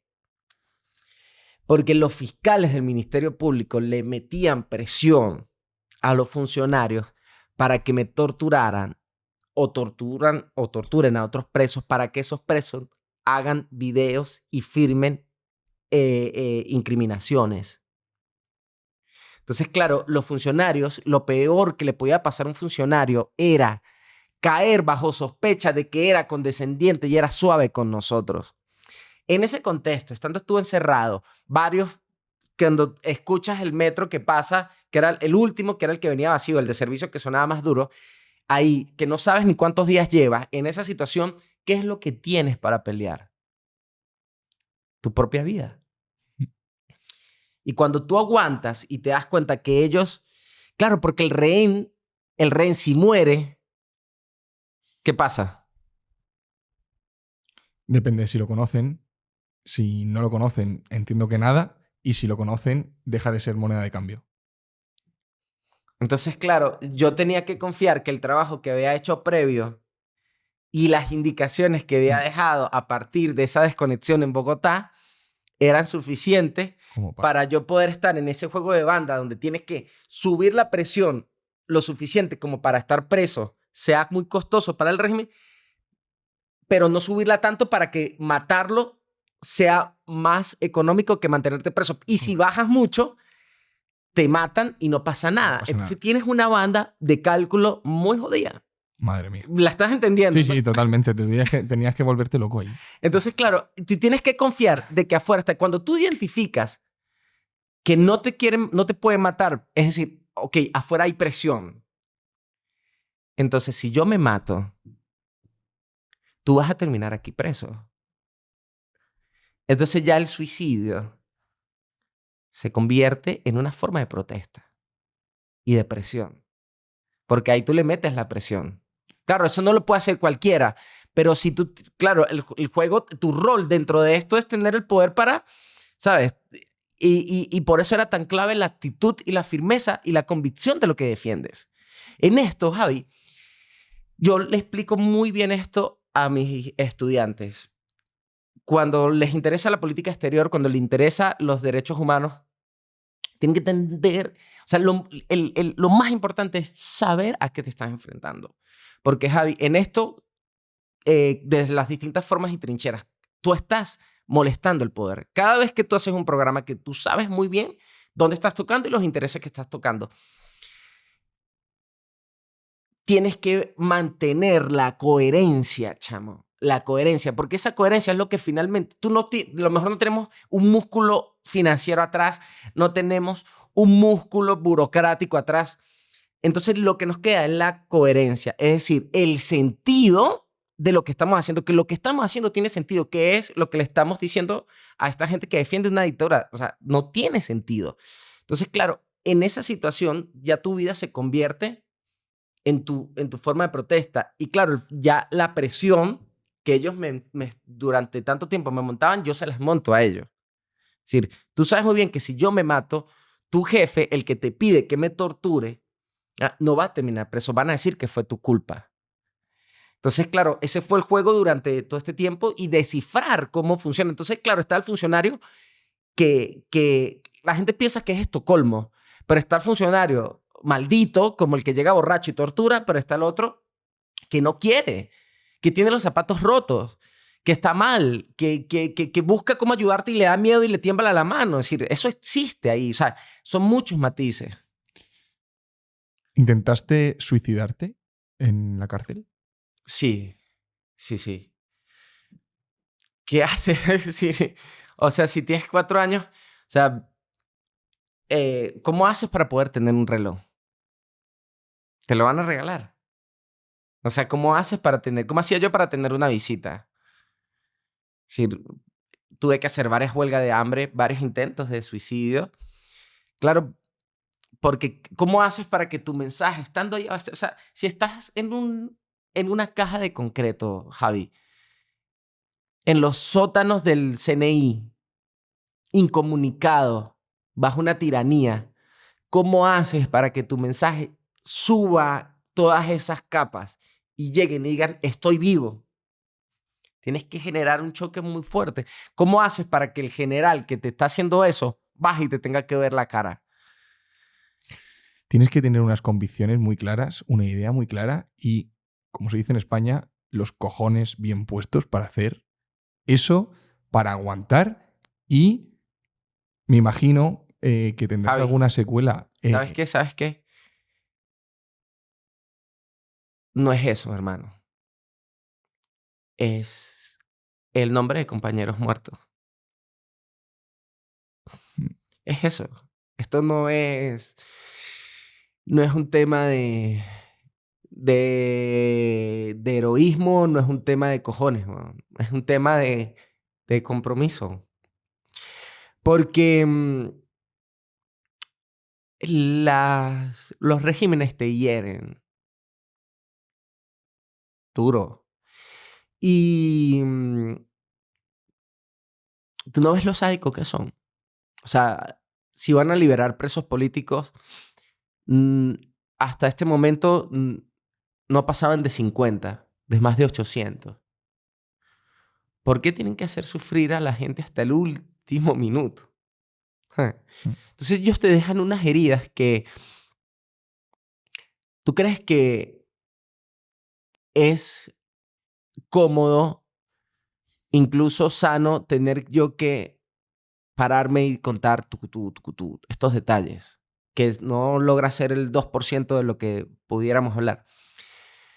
No lo es. Y es una revictimización. Pero ahora bien, tienes que hacerlo por la memoria de nuestros hermanos, Javi. ¿Sabes? El trabajo lo tirarías a la basura. Porque, o sea, un 24 de diciembre, o sea, este 24 este 31, hermano, el 8 de diciembre, Javi, el 8 de diciembre murió un preso político. No sé si te suena la palabra Margarita, la isla de Margarita. Sí. Uh-huh. El alcalde de esa isla estaba preso, Javi, y murió en el helicoide enfermo. Lo mataron ahí. El 8 de diciembre. Entonces, claro, el 24 de diciembre para mí son días y yo tengo una vida, todo lo malo ha sido decisión. Es decir, yo decidí esto y sí. Pero yo he vivido la vida que he querido vivir como la que he querido vivir. Tengo 3 hijos, tengo una familia espectacular que me ama, tengo grandes amigos. He hecho y he defendido lo que he querido. Pero un 24 de diciembre para mí es un día también de mucha infelicidad. Un 31 de diciembre yo me aíslo y quiero estar encerrado. ¿Por qué? Porque yo sé que mientras yo voy a estar cenando, hay hermanos que están ahí encerrados. Entonces, claro, es un tema de existencial y, oye, acuérdate que esto no es un proceso de la noche a la mañana. O sea, esto va, son formas, son dinámicas que se empiezan a dar en la sociedad, que se empiezan a dar en la sociedad y cuando nos damos cuenta estamos completamente arropados y hay que salir de ello. Y hermano, vuelvo lo que decía hace unos minutos, no podemos permitir, basta de que esta gente que asesina, que tortura, que mata, las conviertan en héroes.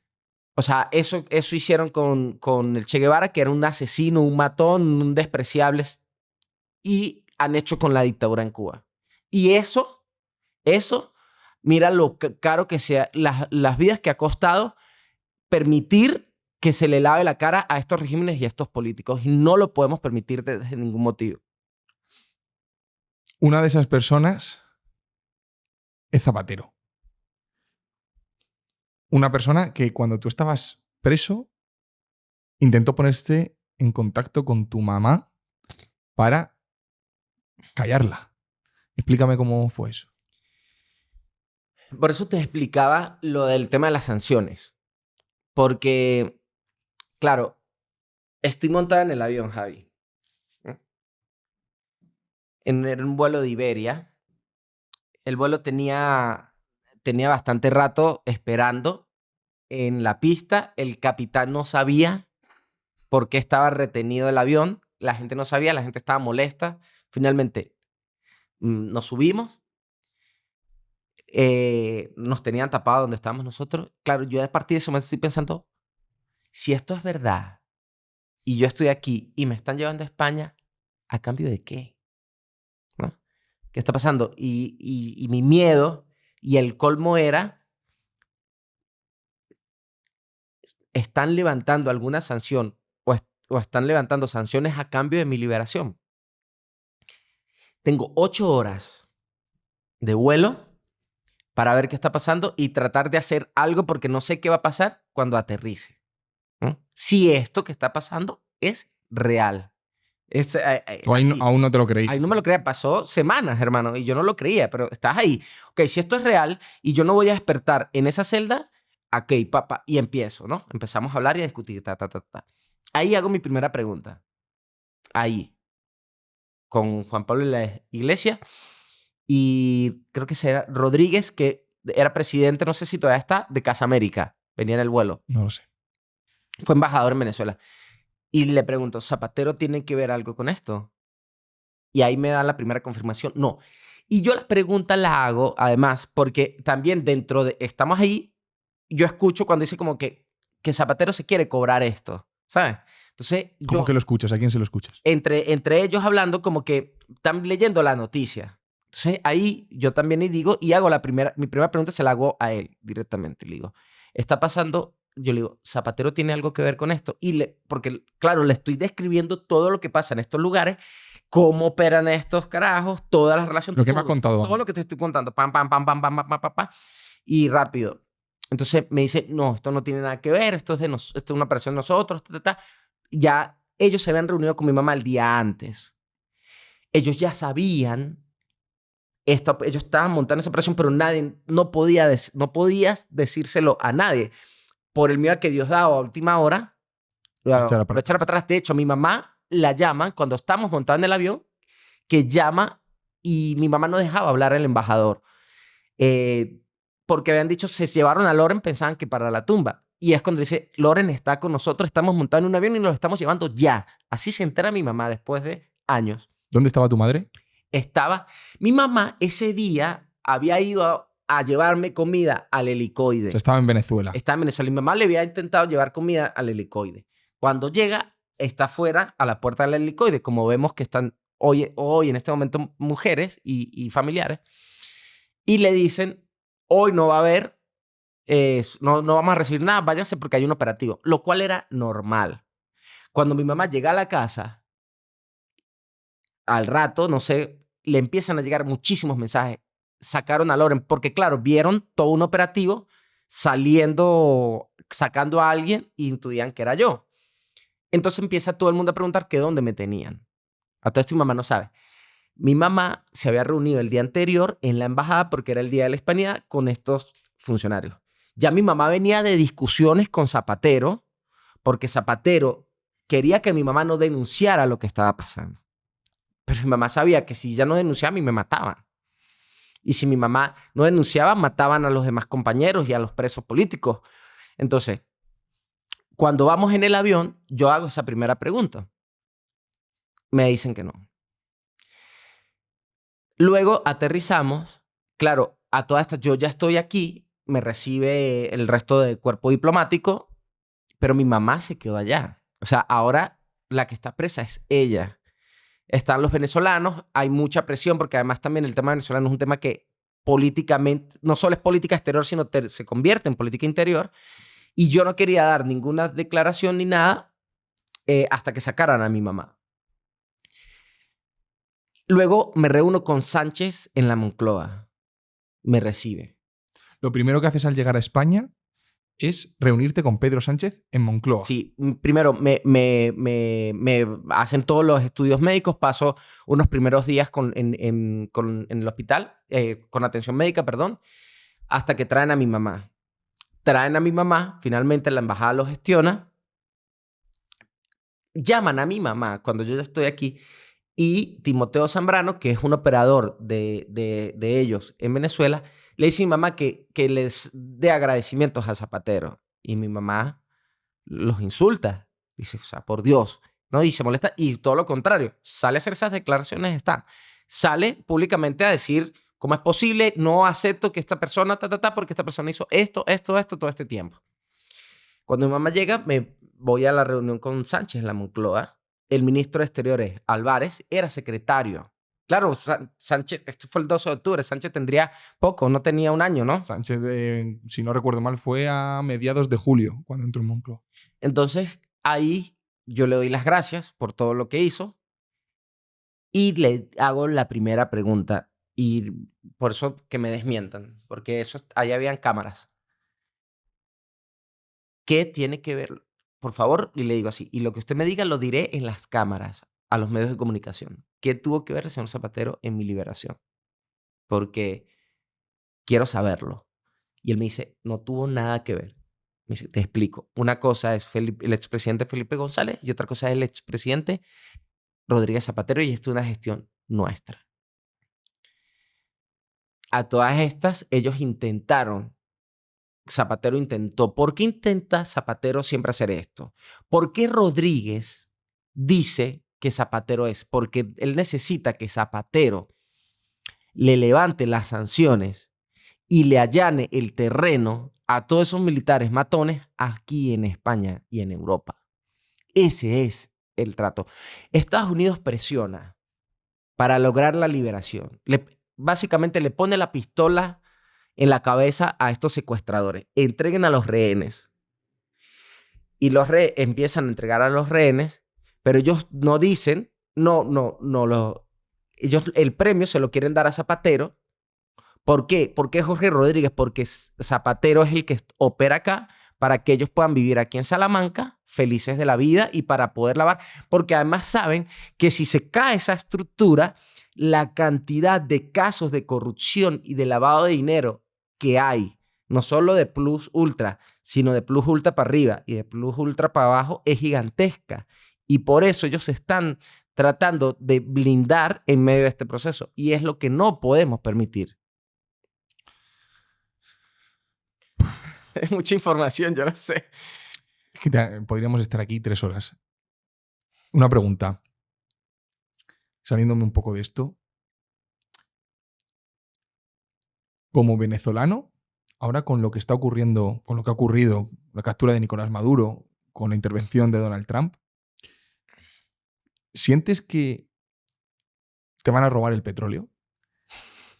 Es decir, ¿sientes que la intervención de Estados Unidos en Venezuela ha sido por propio interés de Estados Unidos? ¿O sí que crees que hay, un acto social por lo que ha ocurrido todos estos años? Mira, hay varias cosas. Primero, quienes hemos estudiado las relaciones internacionales sabemos que en política exterior no hay amigos, ¿no? Hay intereses y objetivos geopolíticos. Estados Unidos tiene un interés, la administración de Trump tiene una forma peculiar de ver la política, de entender la geopolítica, y en eso estamos de acuerdo, ¿no? Las distintas formas de calificarlo, pero entendemos que tiene una forma peculiar, Totalmente. ¿cierto? El tema es que a la par de eso es que también hay un modelo internacional caduco, ¿verdad? Que no está dando respuestas a las crisis globales. ¿Por qué? Porque cuando se fundó lo que entendemos como este sistema de Naciones Unidas y de reglas internacionales, no existía el Internet. No estábamos conectados. Entonces es un modelo que no sirve. Una China con poder y viene un nuevo reordenamiento político en el cual Estados Unidos decide, esta es nuestra prioridad. Ojo con esto, hermano. Por eso digo que aquí la izquierda tiene una visión demasiado eurocéntrica y colonial.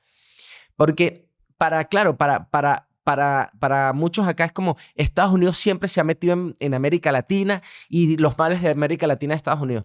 Claro, pero para los latinoamericanos de nuestra edad es como, hermano, si a Estados Unidos no le interesa América Latina, si se enfocó en Afganistán, ¿qué carrizo tenía que ser en Afganistán cuando aquí están los chinos, los rusos, los iraníes, los carteles de droga? Que esto ha sido una locura, ¿verdad? Y están allá, nuestro vecino, están en Afganistán, está en Irak, está en Libia, sé como, ¿y por qué no presta atención cuando aquí se nos han metido los rusos? ¿No? Nosotros jugamos béisbol. Esto no tiene nada que ver con que a mí me guste Trump. A mí no me gusta, hermano. A mí me parece una versión, bueno, bastante populista. Ahora bien, yo no estoy buscando tipos perfectos. Yo no busco un novio, yo busco un líder político que le ponga un parado a estos criminales. Entonces, claro, Estados Unidos dice, bueno, ahora nuestra prioridad es esta. El petróleo. O sea, es que de verdad nos van a preguntar que nos preocupa lo del petróleo. O sea, los 8 millones de venezolanos salieron ¿por qué? Es decir, en Venezuela no había gasolina, hermano. En Venezuela no había gasolina. O sea, ¿cuál petróleo? No teníamos gasolina. En Venezuela la gente, no lo digo yo, lo dice la cuna progresista de la izquierda, que es la ONU, como le dicen, ¿verdad? Eso. Bueno, la ONU que citan y la Amnistía Internacional que se cita para denunciar, que yo también la uso para denunciar crímenes que se cometen en Gaza, es la misma ONU que dice que el hambre en Venezuela era una herramienta de control político. Entonces, la poca infraestructura que queda en Venezuela fue la infraestructura que se hizo cuando los negocios petroleros eran transparentes, eran públicos y estaban ahí las empresas privadas. Ahora no. Y no solo el petróleo, el arco minero, un montón de desastres que ha habido. Entonces, claro que es tremendo negocio, hermano. Tremendo negocio. Es que estos tipos nos saquen de encima toda esta organización criminal y sí, se la pagamos porque no se lo queremos deber. Y se la pagamos con petróleo. Preferimos pagarle con petróleo eso a que darle el petróleo al Partido Comunista Cubano o a los rusos, a los iraníes, a cambio de entrenar paramilitares y montar centros de tortura en Venezuela. Entonces, ¿qué querían? Mira, tú puedes ser muy crítico a Trump, pero hizo lo que debió haber hecho los organismos internacionales. Entraron, capturaron a un matón, a un asesino, a la persona que creó todas estas cosas y lo están presentando en un tribunal. Maduro se está pagando los mejores abogados y los más caros del planeta. ¿De qué se están quejando? Cuando tenemos ahí gente que está muerta y todavía no sabemos si realmente van a entregar su cuerpo. Entonces, es un buen... Mira, Citrón, hermano, tú puedes ver... Bueno, en mis redes yo he hecho también muchas críticas a la administración de Trump y a los usos de ICE y a miles de cosas. Pero, hermano, Citrón es el responsable de cerrar los centros de tortura y frenar todos estos crímenes, hermano. Claro que le vamos a dar las gracias. ¿Por qué no? ¿Cómo que no? ¿Ah? Si no, ¿quién lo iba a hacer? ¿El Vaticano? ¿Lo iba a hacer quién? ¿Zapatero? Y que hayan colocado a Delcy o que no hayan acabado con toda la cúpula militar y toda la cúpula burocrática que permite que esto siga estando así, ¿cómo lo valora un venezolano como tú? Claro, estamos en un proceso de transición. Una cosa es tener popularidad y otra cosa es tener poder. ¿A qué voy? María Corina tiene popularidad, efectivamente lo tiene, ¿no? Nadie cuestiona su legitimidad en cuanto líder opositor. Lo es. Que se lo ganó con unas elecciones internas en un contexto como este y se ratifica con Edmundo González, candidato presidencial, que la gente votó por él. Pero eso es una cosa es tener popularidad y otra cosa es tener poder. El poder, el chavismo, lo que queda de eso es régimen. ¿Qué es lo que le puede ofrecer a Estados Unidos? Lo único que le puede ofrecer a Estados Unidos es el control territorial interno. Es decir, nosotros lo que podemos, lo que Delcy y estos matones le pueden dar a Estados Unidos, nosotros tenemos la capacidad de tener el monopolio de la fuerza interna y de controlarlos. Si Edmundo y María Corina pueden llegar en un avión a Maiquetía y los generales se van a parar y se le van a cuadrar, evidentemente no va a pasar. Ni hoy ni va a pasar el 10 de enero. Y esto Estados Unidos lo entiende. Y lo que yo estoy viendo con la administración de Trump y sobre todo en Marcos Rubio es que sí ha aprendido de muchos errores, donde hay una transición que debe ser por pasos, que es lo primero. Estamos desmontando, Javi. Y esto quizás para cerrar todas estas ideas. Estamos frente, y esto es algo para el estudio riguroso, estamos viendo el desmontaje de un andamiaje criminal. Estos tipos son unos matones que controlan un territorio y tienen unos rehenes. Están entregando los rehenes. ¿Cierto? Hay que esperar que entreguen los rehenes y que se vaya dando un proceso de transición poco a poco escalonado. Entonces, objetivo, aquí es claro, porque aquí tenemos que tener claro hacia dónde vamos y hacia dónde apuntamos, y nuestros amigos, no solo los venezolanos, nuestros aliados y nuestros amigos en el mundo, como aquí en España, saber exactamente, uno, la liberación total de todos los rehenes. No escarcelaciones, liberación total de todos los rehenes. No es que vengan aquí y le ponen una mordaza, no. Liberación total de todos los rehenes. El cierre de todos los centros de tortura. El fin de la persecución y el retorno de todos los exiliados. Esa es la transición y eso es lo que estamos viendo. Le están quitando los rehenes a una de las mayores organizaciones criminales que operan hasta este momento en el planeta. Laurent, por ir acabando, me gustaría que lanzaras 2 mensajes a la audiencia. El primero, me gustaría que fuera hacia esa izquierda española que no es que se considere chavista, pero que al final sus ideas, en última instancia, son las que sostienen a todo esto. Y por otro lado, un mensaje a todo aquel activista que está intentando luchar por que en Venezuela, y no solo en Venezuela, en otros países, acabe este infierno que estáis viviendo allí. Me gustaría que lo lanzaras con total honestidad. Bueno, hay gente que está realmente comprometida a nivel económico con las dictaduras, ¿no? Son operadores y obedecen a estas dictaduras como empleados. Pero hay gente que cree que defender estos regímenes es defender un planteamiento ideológico democrático. Oye, mira, basta de esa idea, vuelvo y digo, eurocéntrica, arrogante de la izquierda, de esa izquierda española que termina siendo apología al crimen. Es una absoluta contradicción que tú con la misma boca que denuncias los crímenes de Franco y hablas de memoria histórica, sea la misma boca con la que defiendes una dictadura criminal que mata y asesina como la venezolana, como la cubana y como la nicaragüense. Y este es un mensaje especialmente a los jóvenes. Miren, nadie que haga una apología a una dictadura, nadie que haga una defensa de un sistema que tortura y que asesina a su disidencia, puede ser un demócrata. Y ningún proyecto político de alguien que defiende estos sistemas va a ser un proyecto sano.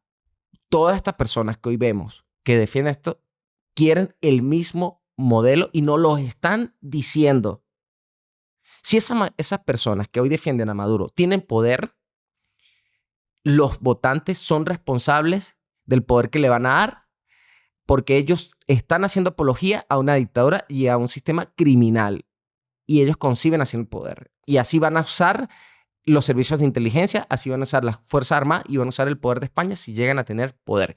¿Quiénes son? Eso lo saben ustedes mucho mejor que yo. Entonces, estos momentos es donde se define cómo ven el poder y qué quieren para España. Y sí, es vinculante. Muy, muy vinculante.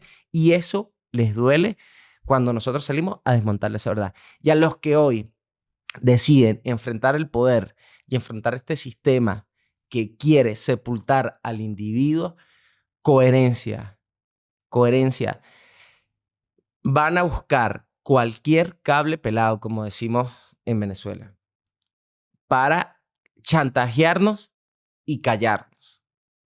Entonces, meterse a enfrentar un sistema implica un compromiso ético y moral, porque hay que blindar la causa. Y sí, La causa de la libertad necesita referentes y liderazgos comprometidos, firmes y decididos, hermano, decididos a enfrentarlo en todos los terrenos democráticos, sin miedo. Loren, increíble, increíble. Se me ponen los pelos de punta escuchándote. Muchísimas gracias por lo que haces y por lo que defiendes. Vamos a terminar el programa con lo que denominamos el test de quórum. Son una serie de preguntas de respuesta cortita. A ver qué tal se te da. Una meta por cumplir. Sembrar muchos árboles. Un libro que todo el mundo debería leer. El Principito. ¿Por qué? Fíjate. Lo esencial es invisible ante los ojos. Es una buena frase. Eso seguro que se te ocurrió en la cárcel, en la ¿verdad? tumba, sí, claro. ¿Vives de alquiler o eres propietario? Estoy pagando una propiedad. ¿A qué edad te la compraste? 35. Aquí en España. Sí, ¿Crees en Dios? ¿Eres creyente? totalmente. Cada día más. Si mañana no fueras Loren Sale y te tuvieras que buscar un trabajo, ¿qué te gustaría dedicarte? Amo la jardinería con locura. Sí. Me encanta la jardinería. Quiero dedicarme a eso. Y cuando liberen a los presos políticos, lo podré hacer sin culpa. Qué bueno. Dame un ejemplo de un buen político y un mal político. Un buen político.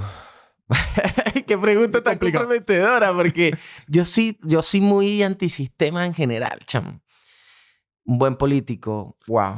Me la Para pongo. gente que se pone así, Sí. di a alguien que haya fallecido. Y es menos Y no hay comprometedor. problema. Bueno, yo creo que Venezuela tuvo en su momento gente que creó la democracia. No sé, Betancourt fue un líder venezolano que defendió la democracia y enfrentó las narcoguerrillas sin miedo. Y un mal político. Fíjate, te voy a nombrar político. No estamos hablando de criminales. Juan Manuel Santos, Premio Nobel de la Paz. Se robó las elecciones en Colombia. No solo fue responsable de mi secuestro, sino el de muchos secuestros. Y fue uno de los mejores operadores de estos grupos criminales. ¿Conoces el juego de Marry, Kill and Kiss? No. Es un juego muy sencillito, Ajá. en el que es un juego de rol, en el que te voy a poner 3 personas. Con una te casas, a otra le das un beso y con otra la matas. Sí. Ideológicamente, ¿vale? Ujú. Donald Trump, Javier Milei y Santiago Abascal. ¡Guau! Cónchale. A ver a quién te cargas ahora.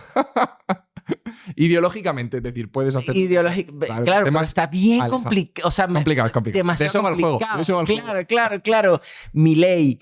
Wow, Milei. Estoy de acuerdo con muchas de sus políticas, pero sus formas, entonces... Bueno, me caso con Milei. Claro. Es como la novia... Ah, marico, que es desastrosa, pero lo hace bien. Qué buena definición. Totalmente. Vale. ¿A quién le das un besito? ¿A quién le doy un beso? ¿Quién A sería Trump. algo? A Trump. Le doy un beso y a Pascal, que me toca hacerlo. Wow. Bueno, sí, mejora, porque así no Está me más separado. no me meto con Correcto. temas españoles. Me parece bien, me parece bien. Tienes aquí la pregunta que te hizo el último invitado. No sabía que era para ti, ¿vale? Ok. No lo sabes. Ahora te pediré yo una para el siguiente. Es Carlos Quero, el diputado de Vox, portavoz de Vivienda. Si la puedes leer en alto. Tiene la letra ahí un poco... Personaje histórico más recuperable para la política y por qué, ¿no? Sí. Entiendo que es Recuperable. recuperable. Una persona que te gustaría que volviera a la política y por qué razón. Dios. Personaje histórico. Personaje histórico. Wow, qué difícil me lo ponen. La reina Isabel. ¿Sí? Sí. Creo que estamos en deuda con el legado de España en cuanto a derechos humanos. Ese fue un gran tema que no hemos comentado hoy Un tema, y hermano. que tendremos para la siguiente. Porque ese es para variar contigo, otro discurso que no se suele escuchar. Ojalá, la bueno, gran mira, deuda. hermano, ojalá pudiéramos hablar de eso. Yo soy defensor de derechos humanos, creo esencialmente en los derechos humanos. ¿Y sabes por qué? Porque soy católico. Porque la Declaración Universal de los Derechos Humanos no nace con la Revolución Francesa. Nace aquí, en Salamanca. Y los españoles suelen ser muy duros con el mundo, muy duros consigo mismo y muy nobles con el mundo. Y aquí, ojo con esto. Tiro esto antes de irme. Hermano, hay un reordenamiento geopolítico, ¿cierto? China, evidentemente, tiene, y sabemos, Rusia tiene lo suyo y Estados Unidos va por lo suyo. Europa está, ¿sabemos cómo? No lo voy a decir. No hace falta. Hay alguien que tiene una proyección y una oportunidad de oro que pocas naciones hoy tienen. ¿Sabes cuál es? Dime que España. ¿Sabes por qué? ¿Por qué? La fuerza de la hispanidad. En este escenario, donde Trump, por más que pueda jugar los hispanoamericanos, vamos a ser hispanoamericanos y cada vez vamos a hablar más y vamos a tener más fuerza cultural. Por eso esta izquierda tontorrona, mal pegada, como diríamos, mal pegada en un panfleto mojado, lleno de moho de la Guerra Fría, estos tontorrones son los enemigos, ¿verdad? Tanto de la hispanidad como de los pueblos. Totalmente. Aquí voy a hablar como español ahora, como hijo de exiliados españoles y como papá de niños españoles. Hermano, este debate de la izquierda y derecha sabotea la hispanidad. Y el poder que tenemos como proyecto hispano es brutal. Y es la única forma que podremos sobrevivir con poder y preservando nuestra identidad y nuestra cultura es a través de la hispanidad. Y ese trabajo lo tenemos que hacer. Así que Isabel, y los derechos humanos se los debemos a España, hermano. Brillante. Por último, ya acabamos, te pido una pregunta para el siguiente invitado o invitada y una predicción para el año 2026. Es decir, este año, algo que creas que va a suceder. Ok, ya la tengo. ¿La predicción me la callo o la puedo decir? No puedes decir ninguna de las dos. No puedo decir Ninguna de las dos. La predicción la voy a leer y la pregunta no. O sea, la voy a ver.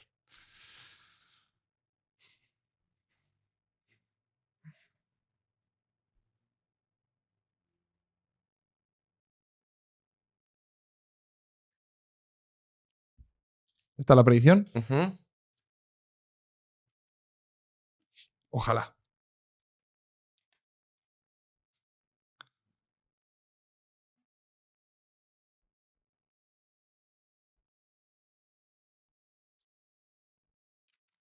La pregunta la leeré con el invitado. Loren Salé. Genial, Muchísimas hermano. gracias. Ha sido un placer y ojalá nos volvamos a ver otra vez en Quorum Podcast. Seguro. Muchas gracias a todos y nos vemos el domingo que viene.